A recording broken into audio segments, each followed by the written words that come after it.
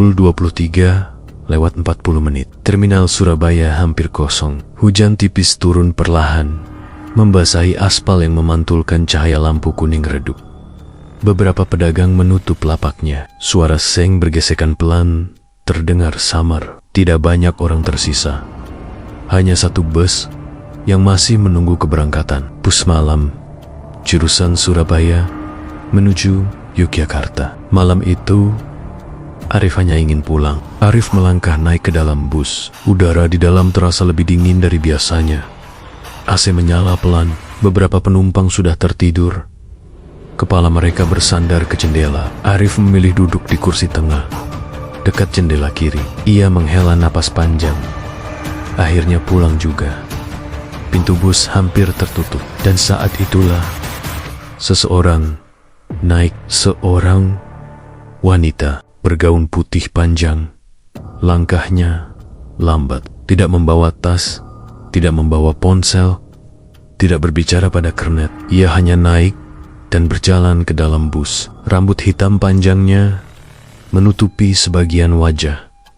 Kulitnya pucat, terlalu pucat, seperti seseorang yang sudah lama tidak terkena cahaya matahari. Ia berjalan melewati Arif tanpa menoleh, tanpa suara, tanpa ekspresi. Udara di sekitar Arif mendadak terasa lebih dingin saat wanita itu lewat di sampingnya. Ia terus berjalan menuju bangku paling belakang dan duduk tegak, diam, menghadap lurus ke depan.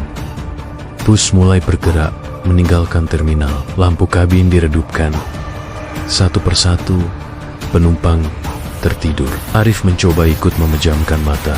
Namun beberapa menit kemudian, ia merasa seperti sedang diperhatikan. Perasaan itu semakin kuat, seperti ada mata yang tidak berkedip mengawasinya dari belakang. Dengan pelan, Arif menoleh.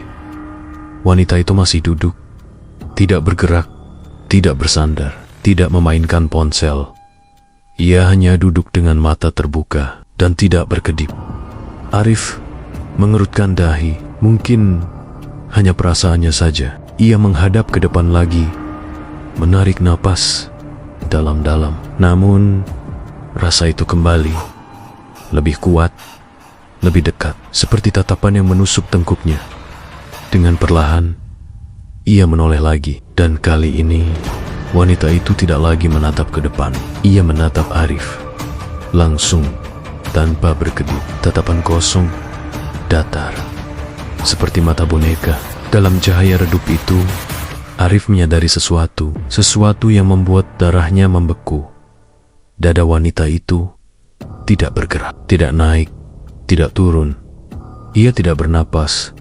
Kenapa dia? Arif cepat-cepat menghadap ke depan lagi. Jantungnya berdetak lebih cepat. Keringat dingin mulai muncul di pelipisnya. Ia mencoba meyakinkan dirinya. Mungkin wanita itu hanya sakit. Mungkin hanya perasaannya saja. Namun, satu hal yang tidak bisa ia abaikan, wanita itu tidak pernah berkedip. Bus terus melaju meninggalkan kota, menuju jalan yang lebih gelap, lebih sepi. Dan Arif belum tahu bahwa perjalanan malam ini baru saja dimulai. Pukul 01:47. Bus kini memasuki jalur hutan. Jalan mulai menyempit. Pepohonan tinggi di kanan dan kiri. Cabangnya seperti membentuk lorong gelap. Kabut tipis turun perlahan. Udara semakin dingin. Di dalam bus, sebagian besar penumpang terlelap. Hanya terdengar dengungan mesin. Dan sesekali, suara suspensi melewati jalan bergelombang. Arif mencoba memejamkan mata. Namun, perasaan itu belum pergi. Perasaan sedang diperhatikan. Tiba-tiba, bus sedikit berguncang. Seorang ibu di kursi depan terbangun. Jalannya jelek sekali ya, tak ada yang menjawab. Arif menelan ludah. Ia merasakan hawa dingin semakin menusuk. Seolah AC mendadak bertambah kuat.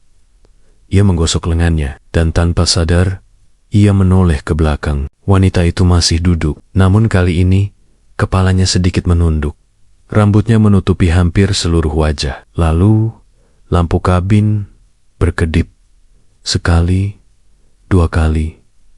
Mesin bus seperti tersendat. Sopir memukul ringan dashboard. Ayo, Jangan mati sekarang. Lampu mati. Gelap total. Dalam gelap itu, Arif mendengar suara napas. Bukan dari depan, bukan dari samping, dari belokong dekat, terlalu dekat. Krek, suara tulang, krek, seperti leher yang diputar perlahan. Lampu menyala kembali. Wanita itu tidak lagi duduk. Ia berdiri di atas bangku. Kakinya menekan jok, tubuhnya condong ke depan. Lehernya miring hampir patah. Matanya terbuka lebar, tidak berkedip, menatap Arif. Seorang remaja di kursi belakang tiba-tiba terbangun. "Hah, kau berdiri, Mbak?" Ia mengucek mata, dan dalam sepersekian detik, lampu berkedip lagi. Saat menyala kembali, wanita itu sudah duduk normal. Remaja itu mengernyit. "Tadi, kayaknya ada yang berdiri ya?" Temannya menjawab setengah tidur. "Ngaco lo." Namun Arif tahu, ia tidak salah lihat. Arif berdiri. Langkahnya pelan menuju depan. "Mas, itu siapa?" Kernet tidak menoleh. "Mas duduk saja." Dia berdiri di bangku. Kernet menarik napas dalam. "Kalau Mas masih mau sampai tujuan, jangan lihat ke belakang lagi. Karena kalau dia sadar Mas bisa melihatnya." Kernet tidak melanjutkan kalimatnya. Arif kembali ke kursinya. Bus semakin masuk ke dalam hutan. Kabut makin tebal. Jarak pandang makin pendek. Tiba-tiba, sopir menginjak rem mendadak. Bus berhenti. Semua penumpang terbangun. "Kenapa berhenti?" Sopir menatap lurus ke depan. "Tadi, ada yang nyebrang." "Orang?" "Bukan." Ia kembali menyalakan gas. Bus bergerak lagi. Arif tidak berani menoleh. Namun, dari pantulan kaca jendela, ia melihat sesuatu. Sosok putih, tidak lagi di kursi belakang, melainkan berdiri di lorong tengah. Tepat di belakangnya. Perlahan mendekat, langkahnya tidak bersuara. Namun, rambutnya bergerak seperti tertiup angin. Padahal semua jendela tertutup. Arif memejamkan mata.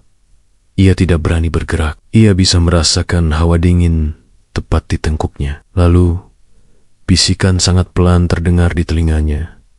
"Kamu bisa melihatku?" Arif membuka mata.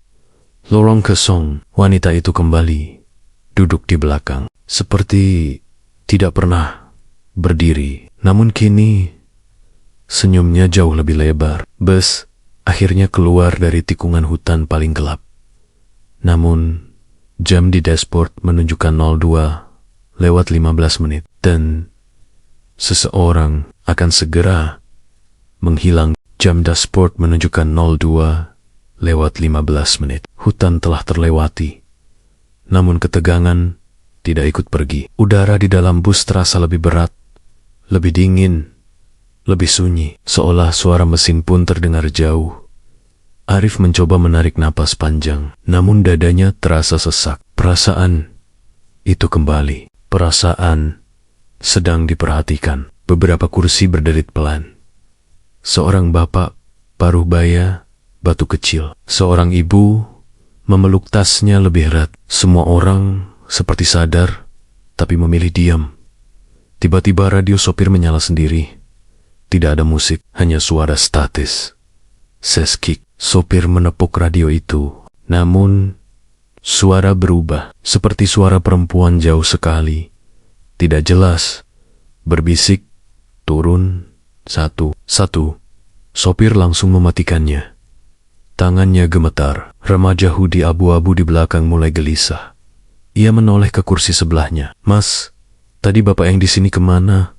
Tak ada jawaban. Ia berdiri sedikit, menengok ke lorong kursi kosong. Padahal 5 menit lalu ia yakin ada pria tua duduk di sana. "Mas Kernet, tadi ada orang di sini?" Kernet tidak langsung menjawab. Beberapa penumpang menoleh. "Dari tadi kosong, Nak." Remaja itu menggeleng keras. "Gak mungkin. Tadi ngobrol." Arif perlahan menoleh, dan napasnya terhenti. Wanita bergaun putih tidak lagi di kursinya. Ia sekarang duduk tepat di kursi kosong itu, di samping remaja. Kepalanya menunduk, rambutnya menjuntai menutupi wajah. Remaja itu menelan ludah. Tangannya gemetar. Ia seperti merasakan ada yang duduk. Perlahan, ia menoleh. Dan saat rambut wanita itu tersibak sedikit, terlihat satu mata terbuka lebar, tanpa berkedip. "Mas." Wanita itu perlahan mengangkat kepalanya. Lehernya berbunyi, krek, krak. Sudut bibirnya tertarik naik. Senyumnya terlalu lebar. Terlalu tidak manusiawi. Lampu kabin berkedip. Sekali, 2 kali, 3 kali. Remaja itu mundur menempel ke jendela. Jangan, wanita itu tiba-tiba berdiri di atas kursi. Gerakannya patah-patah seperti boneka rusak. Wajahnya kini hanya beberapa senti dari wajah remaja itu. Lampu mati, gelap total. Semua penumpang menahan napas. Lalu terdengar suara bisikan. Dekat sekali. Satu lagi. Jeritan pendek terdengar. Lalu sunyi. Lampu menyala kembali. Remaja itu tidak ada. Kursinya kosong. Tasnya masih tertinggal. Tidak ada pintu terbuka. Tidak ada bus berhenti. Tidak ada yang bergerak. Tidak ada yang berani bertanya. Karena semua orang tahu. Mereka melihat sesuatu, namun memilih tidak mengakuinya. Arif berdiri. Itu anak tadi hilang. Kernet akhirnya menoleh. Wajahnya pucat. "Mas duduk." "Dia hilang begitu saja. Kalau Mas ingin selamat, jangan sebut-sebut." Jam menunjukkan 02,37. Bus melewati jembatan kecil. Air sungai di bawahnya hitam pekat. Sopir tiba-tiba melambat. Di kaca depan terlihat bayangan putih berdiri di tengah jalan. Namun bus tetap melaju, menembusnya. Dan dalam detik berikutnya, wanita itu muncul di lorong tengah, membelakangi semua penumpang. Diam, tidak bergerak. Perlahan, kepalanya berputar 180 derajat, menghadap ke belakang, menghadap Arif. Mata mereka bertemu, dan untuk pertama kalinya, Arif sadar. Wanita itu tidak lagi melihatnya sebagai saksi. Ia melihatnya sebagai pilihan berikutnya. Kamu berikutnya. Bus tiba-tiba berguncang keras. Penumpang berteriak. Sopir kehilangan kendali sesaat. Lampu berkedip liar. Lalu semuanya tenang. Wanita itu hilang. Jam menunjukkan 02,55. Arif perlahan melihat ke kaca jendela. Dan jantungnya berhenti sesaat. Pantulan dirinya tidak sendirian. Di kursi sebelahnya yang kosong, pantulan wanita itu duduk. Sangat dekat. Senyumnya kini tepat di samping wajahnya. Namun saat ia menoleh langsung, kursi itu kosong. Bus masih memiliki satu pemberhentian terakhir. Dan jumlah penumpang semakin berkurang. Jam dashboard menunjukkan 02:55 menit. Bus semakin melambat. Kabut di depan begitu tebal, hingga lampu utama hanya menembus beberapa meter saja.